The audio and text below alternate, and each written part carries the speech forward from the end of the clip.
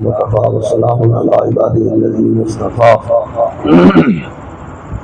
خصوصا على سيدنا ومولانا ومأوانا وملجأنا محمد المصطفى والمرتضى والمجتبى وعلى آله وأصحابه ومن تبعهم إلى يوم الدين والجزاء.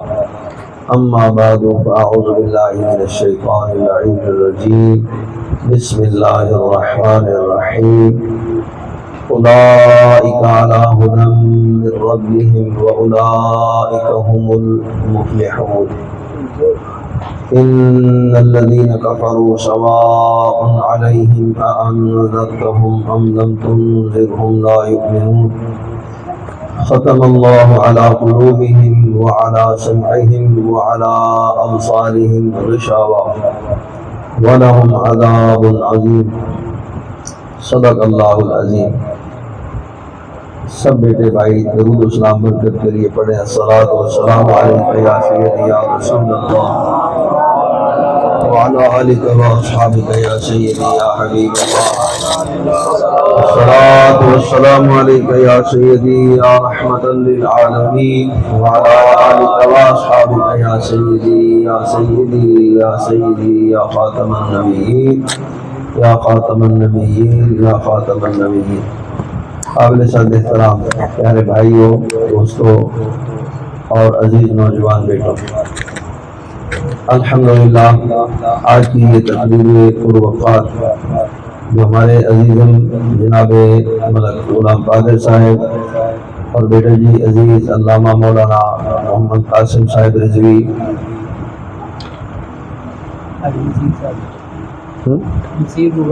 نصیر محترم جناب حاجی نصیر مغل صاحب نے اور آپ سب نے یہاں تشریف لا کر اس محفل پاک کو رونق بخشی ہے.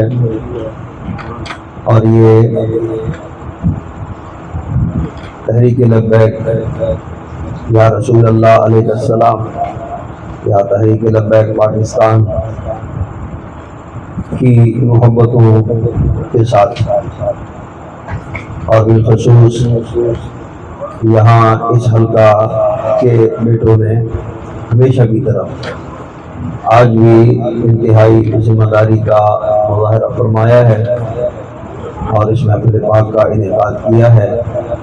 آپ کرم فرما ہوئے ہیں اور ہمارے مہمان علماء کرام، چاہے وہ ہمارے قبلہ علامہ صاحب نے نعت شریف ترانہ شریف پڑھا ہے، بیٹا جی نے کچھ باتیں آپ سے فرمائی ہیں، اور ابھی علامہ تحریک لبیک کے ذمہ دار علامہ محمد اکمل صاحب مقصودی اور رضوی آپ بھی کرم فرمائے ہیں، علامہ عبدالرشید صاحب مقصودی آپ تشریف فرمائے ہیں. میں نے راستے میں ان سے بھی عرض کیا کہ آج آپ کا بھی خطاب سنیں گے سب کا. ویسے تو یہ کیونکہ سارے ہی الحمدللہ آپ نے حضرت سے نعت شریف سنی ہے، بیسیکلی یہ خود عالم دین ہے الحمدللہ، تو یہ سارے ہی ہمارے سرکت آج بھی ہیں اور ہمارے مسلک آقا اہل سنت و جماعت کی علمی اور عملی شخصیات بھی ہیں. اللہ تعالی ہمیں علماء حق کی عزت و شان کو جاننے اور پہچاننے کی عادت عطا فرمائے. جناب کا اسم گرامی حافظ نعمان صاحب بھی یہاں کرم فرما ہے. سب آپ بڑے شان والے ہیں. اب وقت خاصا گزرا ہے، عشاء کے بعد کا وقت رکھا گیا اور اسی لیے باقی خطابات جو ہے وہ میرے ذمہ چھوڑ دیے گئے. میرے حق میں خودنا تھا جب بندہ ذکر ہو جائے نا پھر وہ بندہ بن جائے نہیں دوسرے حق کے. تیری دین کی برکت ہے کہ میرے حق میں یہ سارے علماء نے کرم فرمایا اور یہ بیٹھ گئے اور انہوں نے مجھے یہ حق عطا کیا کہ آپ سے کچھ دیر جو ہے وہ بات کی جائے. عرض یہی ہے کہ 50 سال جیسے ہمارے نقیب محترم اور انتہائی محبت والے عزیز اور ہر دل عزیز جناب عمیر صاحب سعیدی رضوی آپ نے بتایا کہ 50 سال اس تحریک کو یعنی مسلک حق اہل سنت و جماعت کی عظیم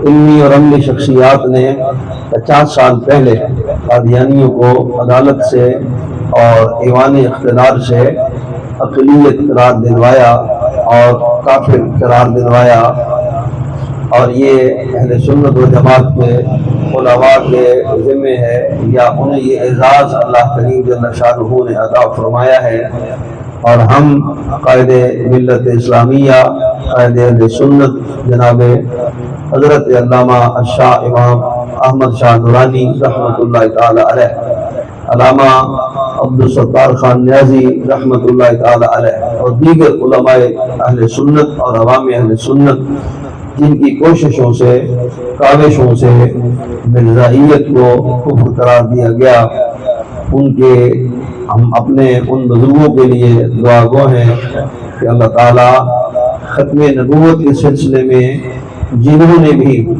جن شخصیات نے علماء ہوں، صلحاء ہوں، عوام ہوں، بزرگ ہوں، جوان ہوں، جنہوں نے بھی خدمات کو پیش کیا ہے، آج وہ دنیا میں اگر زندہ ہیں تو اللہ تعالیٰ ان کی عمر دراز میں خیر فرمائے، اور اگر دنیا سے وہ کرم فرما ہو گئے تشریف لے جا چکے تو اللہ ان سب کی قبروں پر اور قبروں کے اندر ان کے اجساد پر بے حساب رحمتوں کا نزول فرمائے۔ آمین۔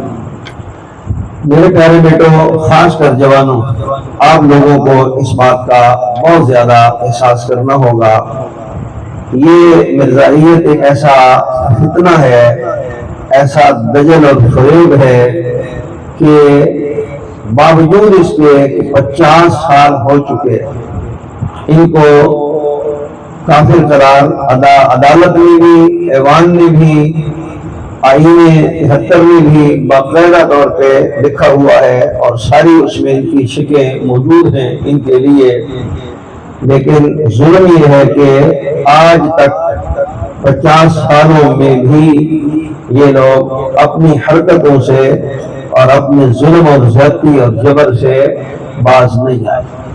چاہیے تھا کہ یہ قوم اپنے آپ کو اقلیت مان لیتی، ڈکلیئر کر لیتی، جیسے ہمارے ملک میں عیسائی رہتے ہیں، ہمارے ملک میں کچھ سکھ اور ہندو آباد ہیں، اسی طرح اور بھی اقلیتیں ہیں، اور کبھی بھی ہمارے مسلمانوں نے ان کے ساتھ کسی قسم کا جھگڑا یا ان کو ان کے معاملات اور معاملات میں رکاوٹ ہم نہیں بنے، ضرورت ہی نہیں ہے۔ ہمارے پاکستان میں 73 کے آئینے اور دین میں ان کو اجازت ہے اپنے تئیں وہ خود کو کافر کہہ کر وہ معاملات کرتے رہے، لیکن یہ مرزائیت ایسا فتنہ اور مرزائی ایسے عجیب لوگ ہیں اور اس قدر ظالم لوگ ہیں کہ یہ خود کو مسلمان کہنے سے باز نہیں آتے۔ اب ہمیں پہچان کرنی ہے کہ ہمارے آس پاس اڑوس پڑوس میں قریب میں اگر یہ لوگ رہتے ہیں تو ہم نے ان کے شر سے بچنا بھی ہے، اور باقاعدہ طور پر ان کو ان کی شرارتوں سے اور ان کے فتنے اور فساد سے خود کو بچاتے ہوئے ان کی تعلیم و تربیت کے لیے کوششاں رہنا ہے۔ اگر وہ آج بھی باز آ جائیں اور ایمان قبول کر لیں اور اسلام کو مان لیں تو ہمارے وہ بھائی ہو جائیں گے، یہ بھی مرزائیت سے اسلام میں داخل ہوگا، وگرنہ بالکل ہم مسلمانوں کو یاد کر رہنا ہوگا کہ جیسے ہمارے اکابر و اشراف نے 50 سال پہلے کوشش کی، آج اس دور میں قریب کے یہ ان ایام میں یہ 2-4 ماہ میں اس پر بہت زیادہ ہماری عدالتیں بھی اور ایوان اقتدار میں بیٹھے لوگوں کو بھی ان کی حمایت کا بڑا شوق اٹھ رہا ہے، اور وہ کبھی مبارک ثانی کی کیس میں ایسے فیصلے دے رہے ہیں کہ جناب ان کو اجازت ہونی چاہیے مرزائیوں کو کہ وہ اپنا لٹریچر جو ہے وہ گھر کے اندر ہی شائع کریں۔ تو جواب یہی ہے کہ گھر کے اندر اگر لکھا جائے گا، گھر کے اندر اسے چھاپا جائے گا تو کوئی شے بھی گھر کے اندر تو نہیں رہتی ہے، وہ بالآخر باہر آ جاتی ہے اور آ چکی ہے۔ مثال کے طور پہ یہ میں چاہوں گا کہ سر کے بغیر ہی چند باتیں، کیونکہ سر کے ساتھ جائیں گے تو وقت اور زیادہ بھی لگے گا، آگے دیکھتے ہیں، لیکن زیادہ اس بات پر آپ فوکس فرمائیں کہ ہم نے باتیں سیکھنی ہیں، سمجھنا ہے۔ اب یہ جو آپ دیکھ رہے ہیں اس کو، فیصل صاحب اس میں کیا لکھا ہے؟ تفسیر صغیر، یہ تفسیر صغیر ہے، علماء تو جانتے ہیں، آپ سب بھی جان جائیں، اس کا نام تفسیر صغیر ہے۔ اب یہ قرآن پاک کی تفسیر ہے، لیکن یہ تفسیر مسلمانوں کی نہیں، یہ تفسیر مرزائیوں کی ہے۔ اور یہ کہاں سے ملی؟ آج ہمارے فائز عیسیٰ صاحب کو درد اٹھے، شکر ہے کہ کچھ واپسی کا راستہ لیا، اور ہم دعا گو ہیں کہ اللہ انہیں مکمل ہدایت عطا فرمائے۔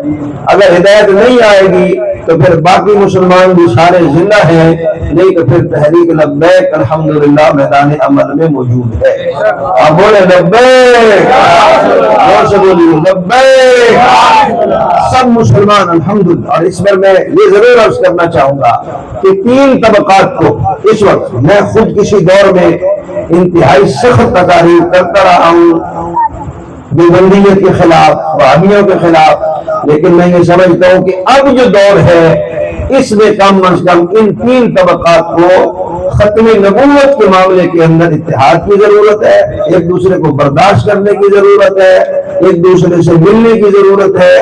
اچھے اچھے لوگ سارے لوگوں میں، سارے طبقات میں موجود ہیں۔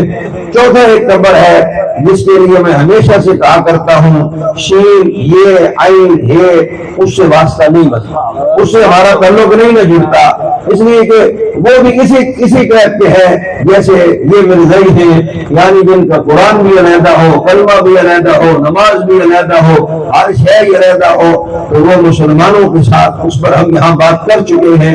اگرچہ یہی ہوتا کہ جی یہ بڑا سخت عنوان ہے، اس پر بات نہیں کرنی چاہیے، لیکن ہم مجبور اس لیے ہیں کہ جب عزت مصطفیٰ پاک کی باری آتی ہے تو نرمی کرنا منافق اور کافر کا کام تو ہو سکتا ہے، لیکن حق وہی بیان کرنا میرے مصطفیٰ کے صحابہ کی بھی سنت ہے، اہل بیت اطہار کی بھی سنت ہے، خود رسول اللہ کی بھی سنت ہے، اور خدا کی عزت و جلال، بیٹے اس کو تھوڑا کھولے، آپ صاحب اس کو تھوڑا کھولے، اللہ کی عزت و جلال کی قسم، اللہ کے محبوب علیہ السلام کی عزت کی باری آئے تو سختی کے احکامات جاری کرنا خود کائنات کو پیدا کرنے والے خدا کی سنت ہے۔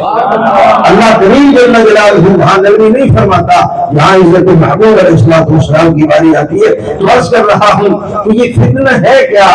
اب چاہیے کہ ہمیں اس بارے میں آگاہی ہو۔ میں نے اپنی مسجد میں تو کافی اس پر گزارشات اور لیکچر عرض کیے ہیں۔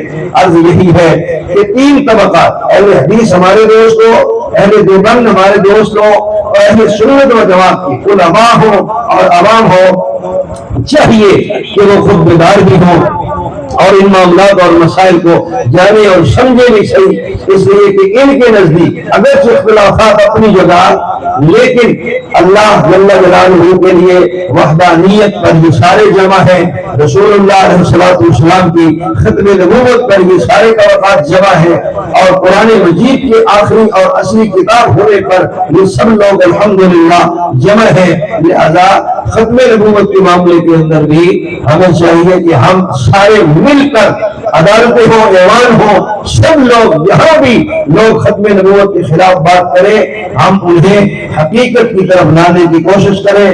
تو قادیانیت کا فتنہ کیا ہے؟ عرض یہ ہے کہ سب سے پہلے قادیانی اس لیے کافر ہیں، چاہے مرزا غلام احمد قادیانی سے لے کر آج تک مرزا مسرور ہو، یہ جتنے بھی، اس میں یہ خاص کر تین لوگ کہلاتے ہیں، مرزائی، قادیانی اور احمدی، یہ تین ایک ہی شے ہے، اس کے نام تین ہیں۔ ہمیں جاننا ہوگا کہ جب کوئی شخص کہے کہ احمدی ہیں ہم، تو جواب میں ہم کہیں گے تم احمد مجتبیٰ کے کچھ لگتے نہیں ہو، اس لیے تم احمدی خود کو نہیں کہہ سکتے۔ احمدی کہلانے کے لیے اللہ کو وحدہ لا شریک ماننا ضروری ہے، مصطفیٰ کو بے مثل و بے مثال اور آخری نبی ماننا ضروری ہے. لہذا کوئی شخص بھی ایسا اور ایسا زندہ باد تاجدار ختم نبوت ان پہ کیونکہ یہ عقیدہ اور یہ نظریہ نہیں ہے مرزائیوں کا اور اللہ کی وحدانیت پر ان کا یقین اور اس پر ان کا ایمان نہیں ہے. یہ کتاب میرے ہاتھ میں ہے, اب آپ اس کو بھی دیکھ لیں, اس کے اوپر لکھا ہوا ہے, آپ سب پڑھ لیں. اس کا نام تذکرہ ہے, اس کتاب کا نام تذکرہ ہے. اور یہ وہ کتاب ہے کہ جیسے آپ یہ مرزائیوں کی اصل اور جنرل کتابیں ہیں. ویسے تو شاید میں 70 سے زیادہ کتاب لے کے آتا, لیکن مجھے معلوم ہے شاید ہم اس سے بھی آگے بڑھے کہ نہیں, باقی میں نے نوٹس لگائے ہیں, لیکن یہ بنیادی کتاب ہے.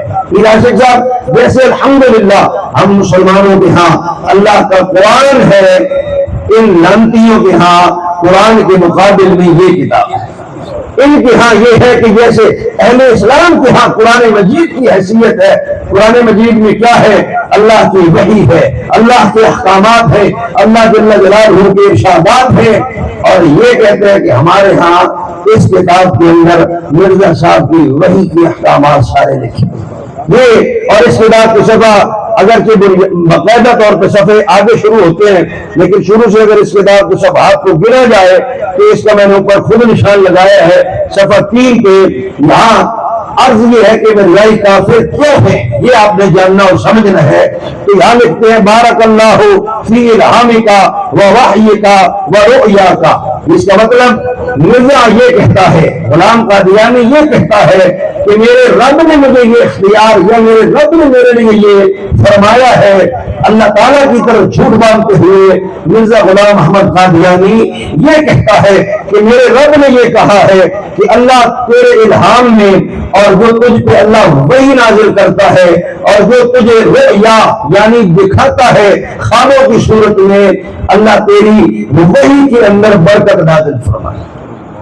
وحی کس میں آتی ہے؟ اللہ کا قرآن فرماتا ہے انما انا بشر مثلكم يوحى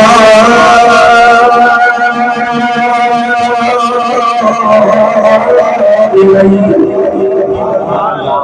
سبحان اللہ, سبحان اللہ, ماشاء اللہ. فرمایا میرے محبوب صلی اللہ علیہ وسلم آپ فرما دیجیے کہ لوگوں مجھ سے گھبراؤ نہیں, مجھ سے ڈرو نہیں, مجھ سے دور جاؤ نہیں, میرے قریب آؤ. اس لیے کہ میرے رب نے مجھے لباس بشریت پہنا کر تم بشروں کے لیے بھیجا ہے تاکہ تمہاری اصلاح کی جا سکے, تمہیں سمجھایا جا سکے. اور فرمایا انا بشر مثلکم یوحى الی. میرے رب نے تمہارے اور میرے درمیان جو عظیم فرق رکھا ہے نا, ان کو بھی میرے رب نے جواب دے دیا. جن کمروں کا خیال یہ ہے کہ جناب ہمارے ہاتھ دو ہیں, اللہ کے نبی کے ہاتھ دو ہیں, ہم ایک جیسے ہیں, ہماری آنکھیں دو ہیں, اللہ کے نبی کی آنکھیں دو ہیں, ہم جناب والا ایک جیسے ہیں. میرے رب نے فرمایا یہ جو بشر مثلکم فرمایا ہے نا, یہ تو مصطفیٰ نے تمہیں اپنے قریب لانے کے لیے فرمایا ہے. حقیقت یہ ہے یوحى الی, مولوی پہ وحی نہیں آیا کرتی, کسی کائنات پہ پیر پہ وحی نہیں آیا کرتی, کسی وزیر مشیر پہ وحی نہیں آیا کرتی, کسی امیر و غریب پہ وحی نہیں آتی. اور حضور فرماتے ہیں میرے رب نے مجھے فرمایا میرے محبوب یوحى الی, میں رب تجھ پہ وحی نازل فرما کے یہ بتانا چاہتا ہوں ساری کائنات کے مولویوں, پیروں, امینوں, غریبوں, جو بندی بھابی بریلویوں, رافضیوں, جناب والا خارجیوں, ساری کائنات کے بندوں کی حیثیت اور ہے. میں رب ہو کر بتاتا ہوں میرے مصطفیٰ, میں رب نے تیری حیثیت اور بڑھائی ہے. یہ میرے رب نے اپنے محبوب علیہ السلام پر وہی والی شان عطا فرمائی ہے نا. مرزا کہتا ہے کہ میرے رب نے مجھے کہا ہے کہ بارک اللہ فی الہامک و وحیک, تیری وحی میں اللہ برکت عطا فرمائے. ہم کہتے ہیں اس وجہ سے مرزا کافر ہے, اس نے وہ ٹائٹل لینے کی ناحق کوشش کی ہے جو اللہ نے اپنے محبوب مصطفیٰ کو قرآن میں عطا فرمایا ہے. اللہ قرآن میں اپنے محبوب علیہ السلام کے لیے فرماتا ہے اے میرے محبوب میں آپ پر وحی نازل کرتا ہوں. مرزا کہتا ہے مجھ پر بھی وحی آتی ہے. ہم کہتے ہیں جو میرے مصطفیٰ پاک کے علاوہ آخری نبی اس سے میرے آقا پاک سے پہلے انبیاء آئے ان پہ وحی آتی رہی مگر آخری وحی کی شان کے لائق ذات مدینے والے مصطفیٰ کی ہے. اب حضور کے بعد اگر کوئی کہے کہ مجھ پہ وحی آتی ہے ہم اسے مسلمان نہیں مانیں گے.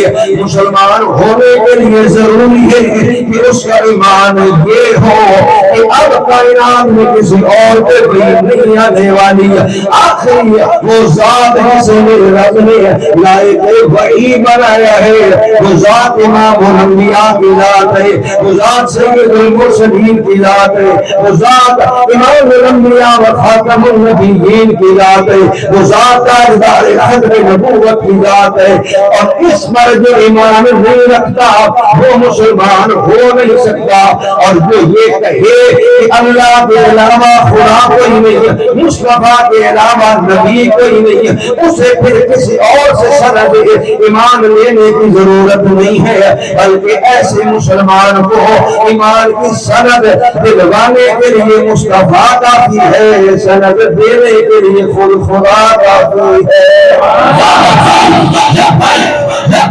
یا رسول اللہ یا رسول اللہ یا رسول اللہ یا رسول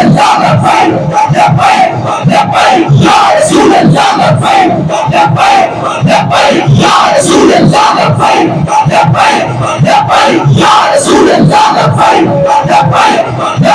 یا رسول اللہ صلی اللہ علیہ وسلم. اب آگے ہو